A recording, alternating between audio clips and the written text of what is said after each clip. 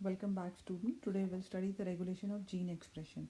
Regulation of gene expression means gene जो है DNA से आरएनए बनता है, आरएनए से प्रोटीन बनता है.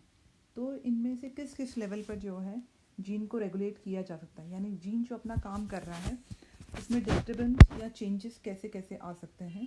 That is known as the regulation of gene expression. अगर हम यूकैरियोट्स की बात करें तो रेगुलेशन जो है वो 4 डिफरेंट लेवल्स पे होता है. First at the transcriptional level, जब प्राइमरी ट्रांसक्रिप्ट या हीट्रोजिनस आरएनए फॉर्म होता है. सेकेंड प्रोसेसिंग लेवल, जब स्प्लाइसिंग होती है, अगर स्प्लाइसिंग रेगुलेट हो जाए तो जीन एक्सप्रेशन भी रेगुलेट हो जाता है. Third, transport of mRNA from nucleus to cytoplasm, जब न्यूक्लियस से साइटोप्लाज्म में जाता है तब भी रेगुलेशन कुछ चेंजेस हो सकते हैं. एंड द ट्रांसलेशनल लेवल, जब प्रोटीन फॉर्मेशन होता है, अगर उस टाइम भी कुछ जीन्स को रेगुलेट किया जा सकता है. ये तो हो गई यूकैरियोटिक सेल की बात. प्रोकैरियोटिक सेल में जो है वो कब होता है, रेगुलेशन कब हो सकता है? By controlling the transcriptional initiation. Transcriptional initiate हो रहा है, अगर उसको ट्रांसक्रिप्शन जब स्टार्ट हो रहा है अगर उसको कंट्रोल कर लिया जाए तो जीन एक्सप्रेशन को कंट्रोल किया जा सकता है. हमने पढ़ा था कि ट्रांसक्रिप्शन यूनिट होती है, वहाँ पर आरएनए पॉलीमरेज जो है वो प्रमोटर पर बाइंड होता है और उसके बाद में ट्रांसक्रिप्शन स्टार्ट होता है. लेकिन अगर ये प्रमोटर से बाइंडिंग, आरएनए पॉलीमरेज की जो बाइंडिंग है वहाँ पर अगर कुछ प्रोटीन्स जो हैं, एसेसरी प्रोटीन्स इंटरेक्ट करते हैं तो प्रमोटर से बाइंडिंग को रेगुलेट किया जा सकता है. कैसे रेगुलेट करते हैं वो हम लैक ओपेरॉन के अंदर पढ़ेंगे. What is operon? ओपेरॉन जो है पॉलीसिस्ट्रॉनिक स्ट्रक्चरल जीन्स होते हैं. पॉलीसिस्ट्रॉनिक मैंने आप लोगों को बताया था, प्रोकैरियोट्स में जो जीन्स होते हैं पॉलीसिस्ट्रॉनिक होते हैं. पॉलीसिस्ट्रॉनिक मीन्स एक जीन जो है वो डिफरेंट टाइप्स ऑफ प्रोटीन्स को फॉर्म करता है, that is polycistronic. Polycistronic structural genes जो है वो रेगुलेट होते हैं कॉमन प्रमोटर या रेगुलेटरी जीन से. इस टाइप का जो अरेंजमेंट होता है बैक्टीरिया में of the different operator, promoter, operator, regulator genes and structural gene, that is known as the operon. operon different types के हैं, जैसे lac operon है for lactose, trp operon है for tryptophan, ara operon है for arabinose, his operon है for histidine, val operon है for valine. लेकिन हमारे कोर्स में जो है lac operon है जिसे हम डिटेल में स्टडी करेंगे. lac operon जो है that was discovered by the Francois Jacob and the Jacques Monod. Operon क्या है? It's a segment of DNA जिसके अंदर एक या उससे ज़्यादा स्ट्रक्चरल जीन्स होते हैं, ऑपरेटर जीन होता है, प्रमोटर जीन होता है, रेगुलेटर जीन होता है. मीन्स डीएनए के वो सीक्वेंस जिसमें ये सारी चीज़ें promoter, regulator, operator, structural gene present होते हैं, that is known as the operon. Operon जो है that is consist of promoter. Promoter क्या होता है? सेम जैसा हमने ट्रांसक्रिप्शन यूनिट में पढ़ा था, it's a sequence where RNA polymerase bind to start the transcription. यहाँ पे स्ट्रक्चरल जीन्स प्रेजेंट होते हैं. स्ट्रक्चरल जीन्स जो है वो है जेड, वाई और ए जीन्स. जेड जो है वो बीटा गैलेक्टोसाइडेज एंजाइम को कोड करता है जो कि डाइसैकराइड लैक्टोज को ब्रेक डाउन करता है गैलेक्टोज और ग्लूकोज में. वाई जीन होता है जो कि परमिएज एंजाइम को कोड करता है, जो कि ये permease enzyme increase the permeability of the cell to lactose, यानी सेल के अंदर लैक्टोज जो है वो ईजिली अंदर एंटर हो सके उसके लिए रिस्पॉन्सिबल होता है. एंड ए जीन जो है that code for trans acetylation होता है, उसके लिए रिस्पॉन्सिबल होता है.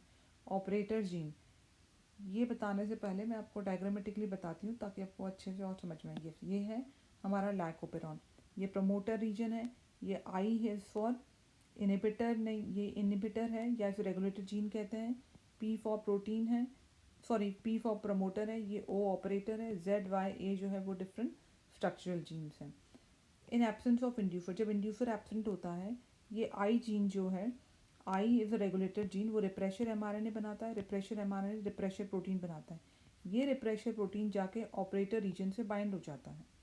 जब ऑपरेटर रीजन से बाइंड हो जाता है तो जब यहाँ पर आरएनए पॉलीमरेज प्रमोटर से अटैच होता है तो प्रमोटर से आगे जा ही नहीं पाता है, और आगे नहीं जा पाता है तो इन तीनों का आरएनए नहीं बनता, और आरएनए नहीं बनता है तो प्रोटीन भी नहीं बनता है. ये कब होता है? In absence of inducer. लेकिन जब इंड्यूसर प्रेजेंट होता है, इंड्यूसर क्या होता है? ये इंड्यूसर या तो लैक्टोज होता है या एलोलैक्टोज होता है. ये जो इंड्यूसर, जब इंड्यूसर प्रेजेंट होता है तब ये रेगुलेटर जीन जब रिप्रेशर एमआरएनए बनाता है, ये रिप्रेशर एमआरएनए रिप्रेशर प्रोटीन बनाता है. ये रिप्रेशर प्रोटीन और इंड्यूसर एक दूसरे से कंबाइन हो जाते हैं and they form the inactive and they keep the refresher inactive. इसको हम कहते हैं इंड्यूसर रिप्रेशर कॉम्प्लेक्स। जब यहाँ पर रिप्रेशर इंड्यूसर के साथ में अटैच हो जाता है तो ऑपरेटर फ्री रहता है। ऑपरेटर फ्री रहता है तो आरएनए पॉलीमरेज यहाँ से इजीली इन सबको ट्रांसक्राइब कर लेता है, एमआरएनए बना देता है। एमआरएनए से बीटा गैलेक्टोसाइडेज, परमीज और ट्रांसएसिटाइलेज एंजाइम बन जाते हैं। तो इस तरह से जो है हमारा लैक ओपेरॉन वर्क करता है। यस, जैसा आपको उसमें बताया था मैंने, ऑपरेटर जीन है। ऑपरेटर जीन जो है वो स्ट्रक्चरल जीन्स को, आप लोगों ने जो उसमें देखा था, यहाँ पर स्ट्रक्चरल जीन है, यहाँ पर ऑपरेटर जीन है। ये ऑपरेटर जीन जो है वो रिस्पॉन्सिबल है कि ये तीनों ट्रांसक्राइब होंगे या नहीं होंगे। ऑपरेटर जीन जो है वो ऑन कब हो जाता है, जब इंड्यूसर प्रेजेंट होता है। इंड्यूसर प्रेजेंट होता है तो क्या होता है, रिप्रेशर यहाँ आके नहीं बाइंड होता है, रिप्रेशर जो इंड्यूसर के साथ में ऑलरेडी बाइंड हो चुका होता है। और ऑपरेटर जीन टर्न्ड ऑफ कब होता है, जब रिप्रेशर प्रेजेंट होता है, क्योंकि रिप्रेशर जो है यहाँ जाके अटैच हो जाता है। जब रिप्रेशर अटैच हो जाता है ऑपरेटर जीन से तो ये ZYA जीन जो है वो ट्रांसक्राइब नहीं होते हैं। रेगुलेटर जीन, रेगुलेटर जीन जो है, जो यहाँ पर आई से रिप्रेजेंट हुआ था, दैट इज़ रेगुलेटर जीन। ये रिप्रेशर प्रोटीन बनाता है जो कि ऑपरेटर के साथ में कंबाइन होता है और उसके एक्शन को स्टॉप कर देता है। इससे रिलेटेड एक वीडियो भी मैंने गूगल क्लासरूम में डाला है, आप उसे देखेंगे तो और ज़्यादा क्लियर हो जाएगा। इंड्यूसर या तो लैक्टोज या एलोलैक्टोज जो है वो इंड्यूसर होता है। ये इनएक्टिवेट कर देते हैं रिप्रेशर। कैसे इनएक्टिवेट कर देते हैं, जैसा बताया था डायग्राम में, रिप्रेशर है उसके साथ में जा करके बाइंड हो जाता है। जब रिप्रेशर यहाँ पे बाइंड हो जाता है तो लैक ओपेरॉन जो है वो ऑन हो जाता है।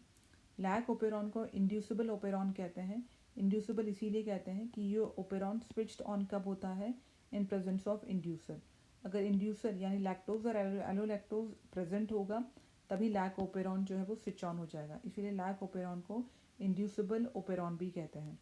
और इसे नेगेटिव ओपेरॉन या नेगेटिव रेगुलेशन भी कहते हैं, क्योंकि लैक ओपेरॉन का रेगुलेशन जो है रिप्रेशर के द्वारा वो नेगेटिवली रेगुलेट होता है, क्योंकि रिप्रेशर जो है वो स्टॉप करता है लैक ओपेरॉन को। हमेशा सेल के अंदर स्मॉल अमाउंट ऑफ परमीज प्रेजेंट होना चाहिए, क्योंकि परमीज एंजाइम जो है वो हेल्प करता है कि लैक्टोज को अंदर जाने दिया जाए। ये डायग्राम है, ये आप लोगों को समझ में आ जाएगा। फिर भी अगर आप लोगों को कोई डाउट हो तो आप मुझसे पूछ सकते हैं। Thank you.